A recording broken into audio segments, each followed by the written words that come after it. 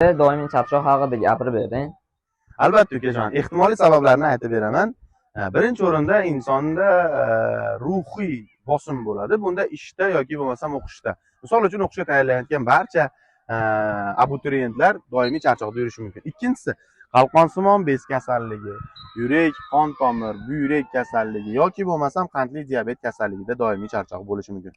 Bunga qo'shimcha yana uyquni sifati yo'qligi, ya'ni bir kunda 7 soat, 8 soat to'yib uxlamaslik yoki doimiy stressda bo'lish. Undan tashqari qonda gemoglobin miqdori pastligi yoki qonda foliy va kislota yetishmovchiligi yoki bo'lmasam vitamin B12 yetishmovchiligi yoki temir moddasi tanqisligi hisobiga bo'lishi mumkin. Xo'p, uka, endi bu holatdan chiqishni bilmoqchi bo'lsang, agar senda qandli diabet, yurak qon tomir kasalligi, davleniya kasalligi, gipertoniya kasalligi yoki bo'lmasam qalqonsimon bez kasalligi bo'lmasa, birinchi o'rinda qondagi gemoglobin miqdorini o'lchash kerak, uyqu ratsionini to'g'irlash kerak.